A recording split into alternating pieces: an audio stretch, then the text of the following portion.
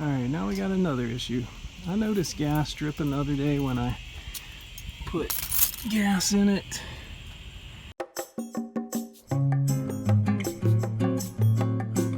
My wife just got home and it was pouring out.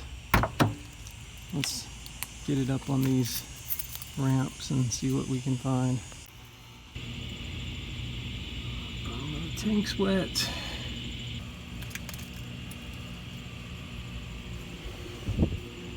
Alright, there's the fill up. This is all dry. There it is. It's wet. It does feel a little wet. Oh, is that just rubber? Crank it up. See if it starts up again. And it's maybe when the fuel pump starts pumping or tank starts getting warm.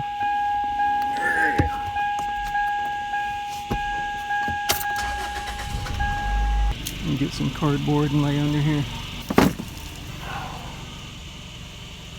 Oh, here it comes. Look at that. Right there. So dripping out of the filler neck. And it gets under pressure. Okay. Alright.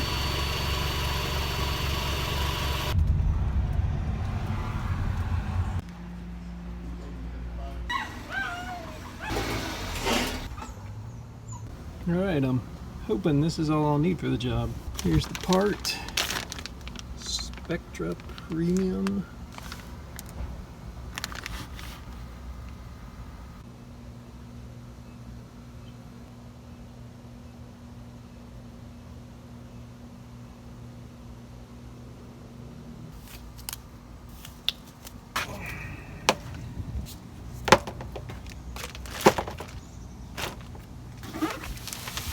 So, it looks fairly dry today.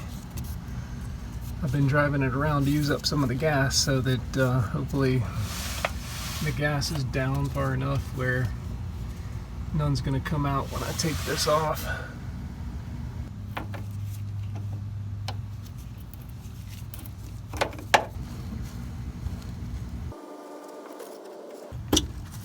Yay! No fuel.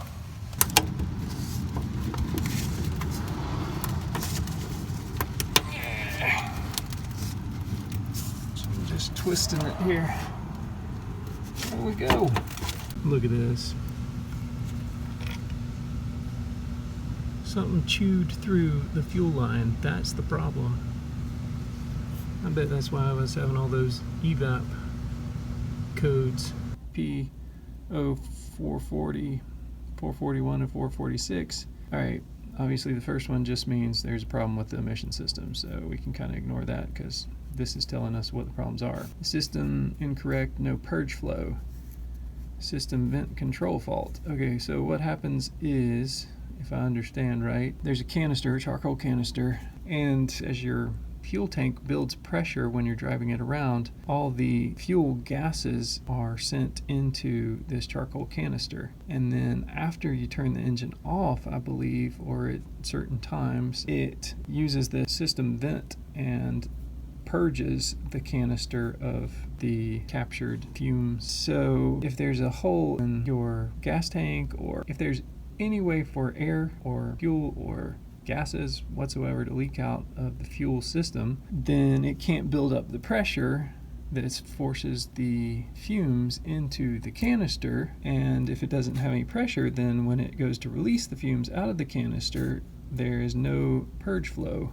So that throws that fault. So hopefully by replacing that filler tube, we have fixed the pressure problem and these three will go away. The EVAP problems will go away. So we'll see. We'll give it a little time.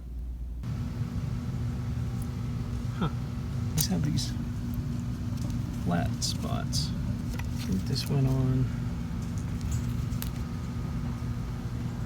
like that. That.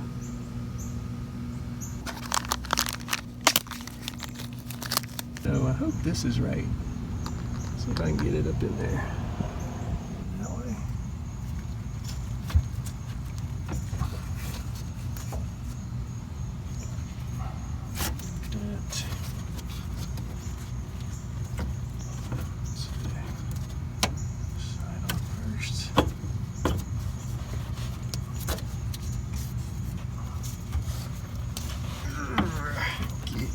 Oh yeah, there we go, not too bad.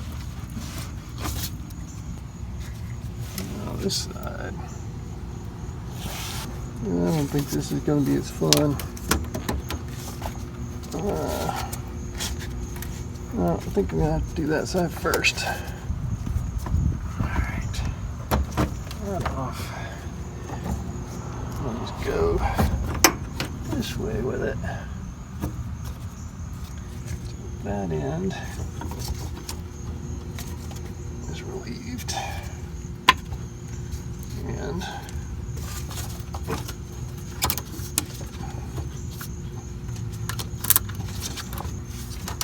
there's a reason for these flat spots, I guess. Let's figure out what they are. This pipe clamp around here.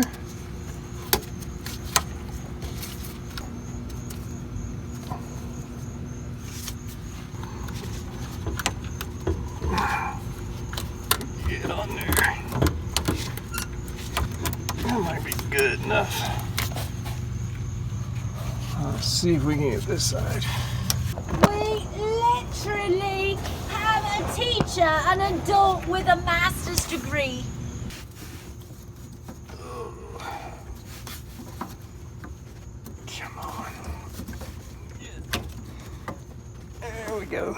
There we go. There we go. Now, somehow, I gotta make sure this is right. Figure out what these flat spots are for. Alright, that is rubbing up there. Okay, well, that would tend to make me think this is on upside down. Just rotate it around. It's gonna rub the bottom now. That was actually backward, I think, because this is how it was. And when it went like this, there was a spot that rubbed on the suspension back here. So I realized if I turned it this way, this has a little flat spot taken out of it, which is probably just for that. I'm also gonna put some silicone grease on this before I attempt this again. I couldn't find the silicone grease since I used it upstairs doing the bathroom shower valve. So I'm gonna try to use a little bit of this. It doesn't harm rubber. Hopefully it won't harm in this application.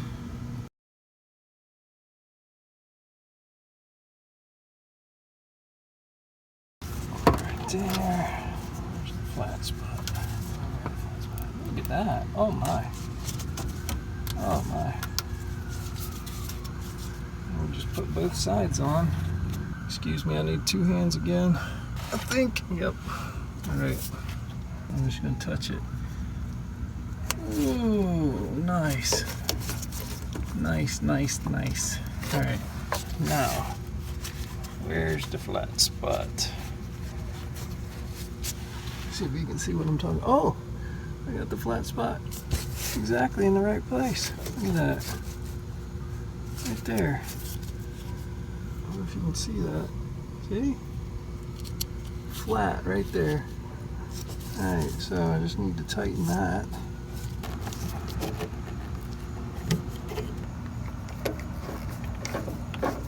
I wouldn't want the tank to build pressure and pop those things off. So. Alright, now, okay, so I have several codes. One of them is the catalytic converter.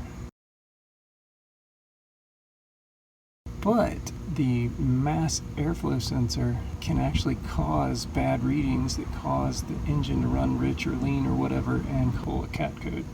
So I'm going to clean the mass airflow sensor too and see if we can get all these codes out of the way. Here are the engine codes that I had. P0420, CAT system efficiency below threshold, bank 1. There's only one bank anyway. But what that basically means is the oxygen sensor on the far side of the CAT is detecting pollutants that the cat should be getting rid of. But if there's a problem with other things like the mass airflow sensor or whatever, it could be causing the air fuel mixture to be wrong and run lean or run rich or something and cause it to throw up a CAT code. Possibly. And the only reason I say that is because I recently had an issue with the Sequoia, which turned out to be, I think, just bad gas. And when I was researching it, it said clean the mass airflow sensor because it can come up with lean codes and stuff like that. And I ran across some stuff that said you can actually have CAT codes if the mass airflow sensor is having some trouble too. So that's why we clean the mass airflow sensor. Let's see if I can find the mass airflow sensor in this car. Should be somewhere near the air box, just on the other side. My guess is it's this puppy right here. Yep. So I'm gonna take this off. Was it 2 screws? And clean it with some mass airflow sensor cleaner.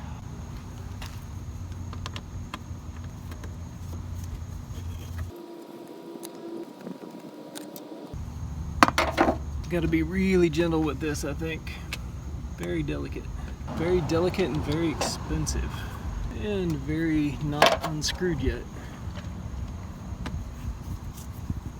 Alright, I think that's it.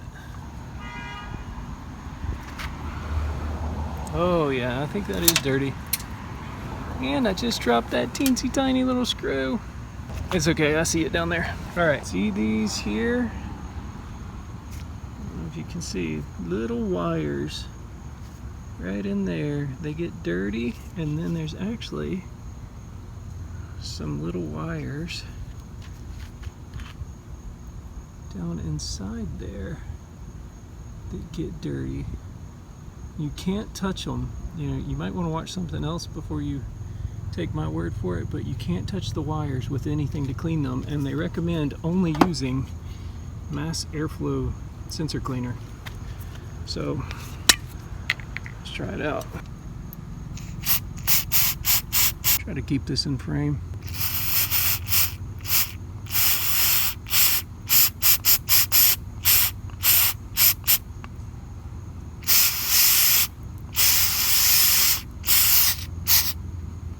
All right, let's get down inside there.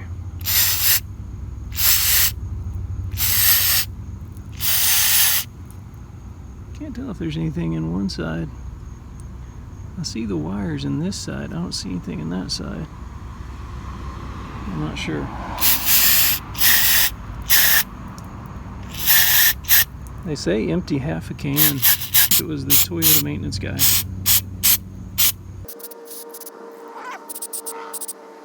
Just let the jet action of the can clean those wires. Soak in a little bit, spray a little more.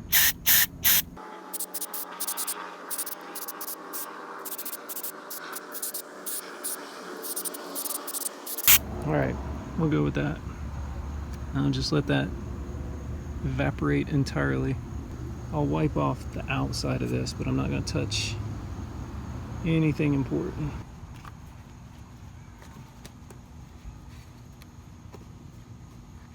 Half of my math done for high school, you know? Yeah.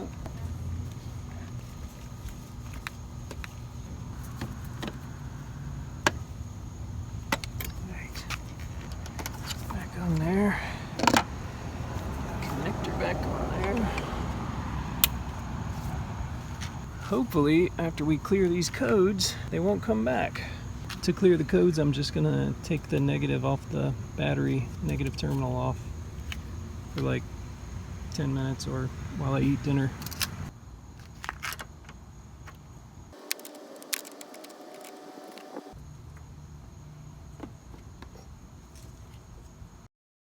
All right, that's been long enough.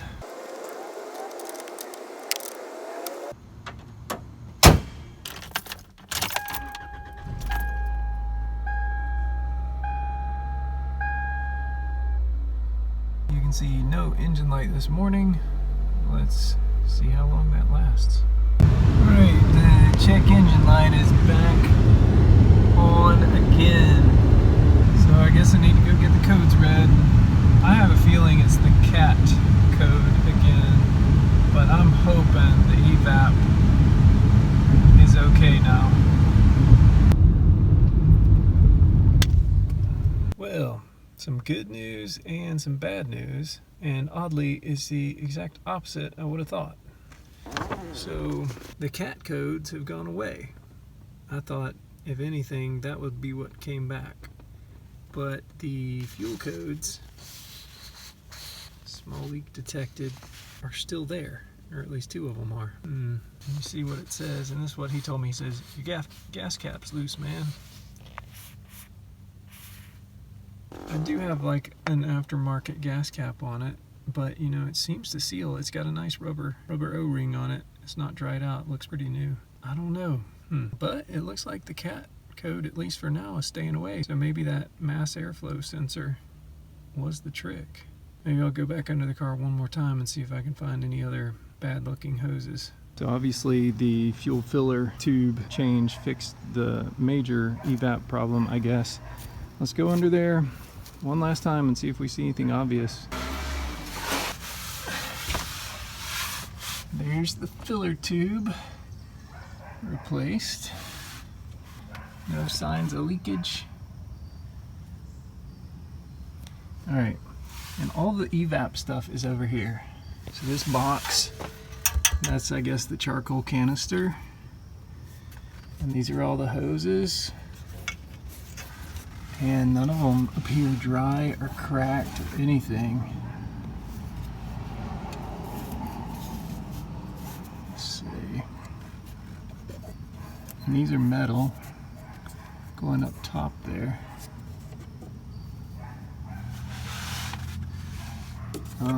I guess there could be another part of the filler neck inside there.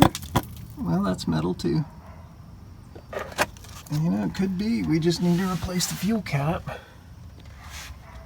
These lines look pretty good. That one's just a little dirty. It looks good though. That one looks good. It's unclipped. Let's clip it back in there. I can't get it. There it goes. Got it clipped in there. Stick this up in there, see if we can see anything. Nothing obvious, just a little dirty. Say, look at this thing all over.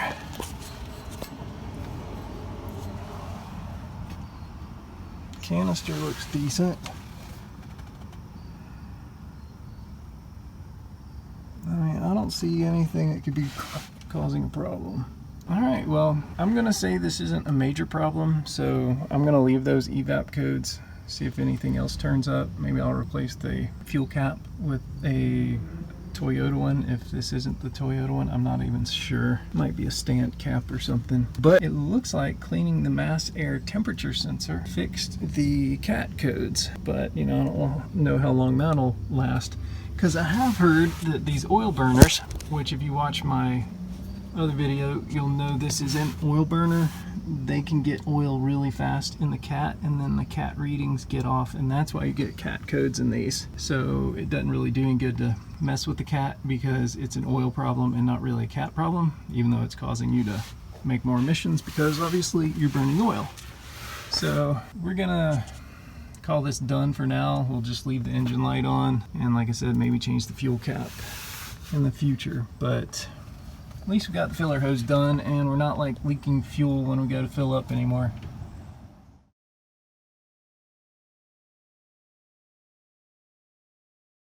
Hey, that looks like it's gonna work.